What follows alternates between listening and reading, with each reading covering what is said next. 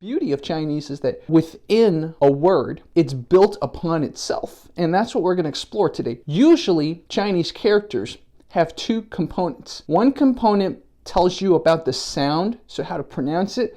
The other component, sometimes called the key or the radical, pianpang or 部首. Those are the Chinese terms. This part of the word tells you what the word is, the meaning, what it is associated with. So that's what I wanted to explore today. Today we're going to explore radicals, 偏旁, the key, aka 部首. And I will teach you guys how to look at a Chinese word and potentially get a gist of what the word is. This is a very fundamental Chinese lesson, but it will up your Chinese understanding, Chinese comprehension game by a lot. This is called 三点水. Literally, it means three-dotted water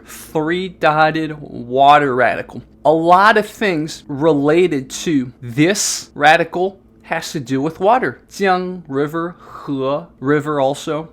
This is a bigger river. This is a smaller river. Hai, this is ocean. Yong, that means swim. So watch this. 游泳. I think we've talked about this before. Remember this word? 游泳, swimming. Both the yo and the yong have this water radical. Let's look at some more. I didn't find the word I was looking for, but we could talk about this one. This means wash. Look what it has.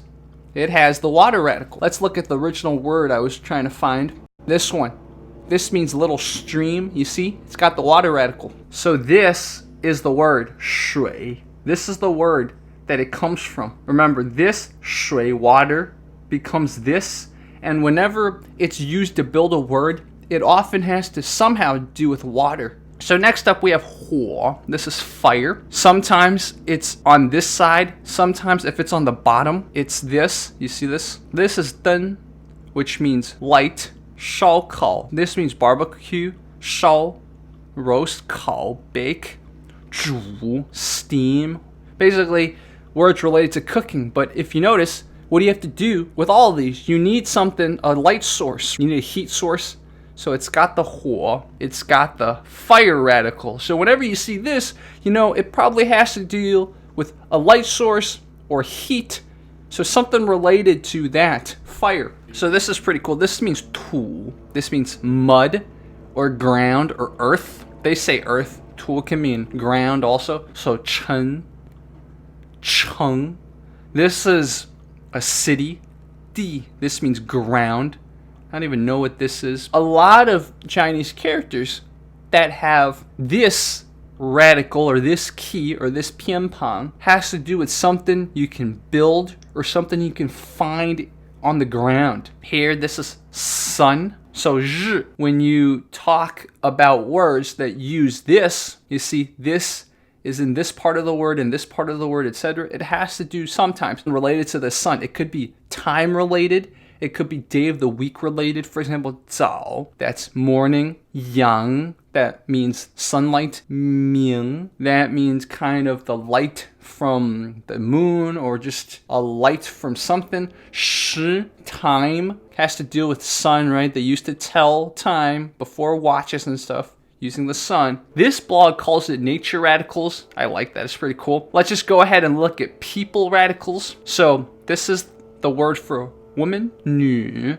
So you put that with other things, and a lot of times it relates to the female gender. For example, 妹, that means sister.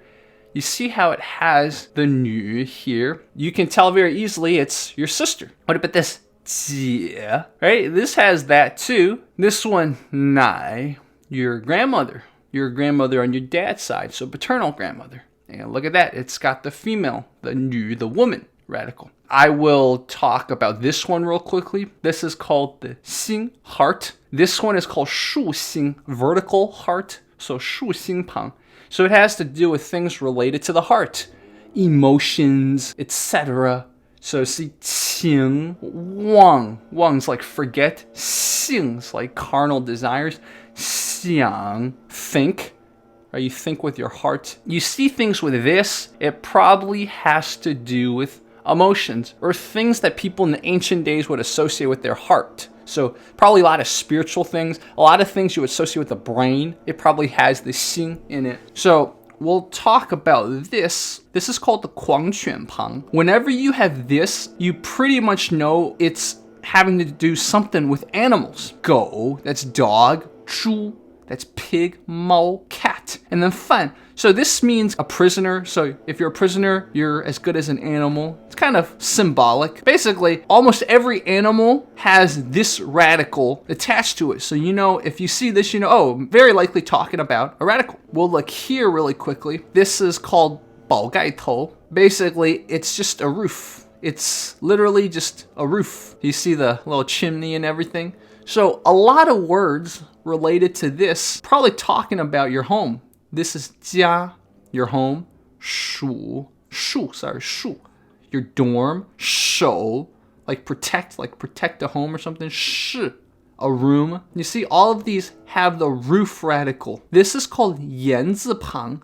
Why is it called 言字旁?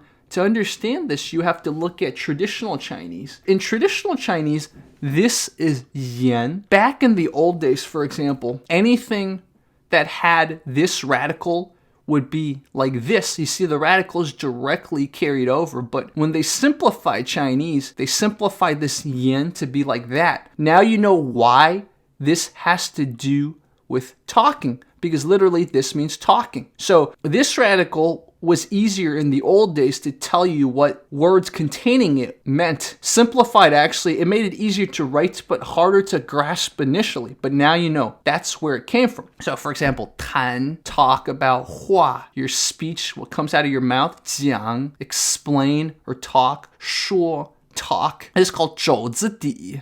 This has to do with walking. If you look, it kind of looks like a person walking. You see a person's feet, a person's other feet, his head. A lot of these have to do with walking or distances. For example, 近, this means close. 退, this means back up. 通, this means go through. 迎's kind of like you welcome someone. To welcome someone, you have to walk up to them, usually, unless it's online. So you see, whenever you see this radical, likely has to do with distances or motion related to walking. I hope you see from this that although Chinese might seem hard initially, the tones, etc., the characters being written like that, Chinese is a very logical language. It builds on itself. Not just words build to make phrases, etc., but the words itself, it has a logic to it. So if you know all the radicals and what they usually stand for, their associations, you might not be able to pronounce all the words, but you will at least be able to kind of understand what the words are talking about. So that's what I encourage you to do. I will do a follow-up if you want to know more of the radicals. Go learn your radicals, follow that link I sent you, and if you have any questions, we will answer them. So more radical exploration to come. Thank you so much. The word for radical in Chinese, 偏旁 or 部首. Thank you so much. 再见.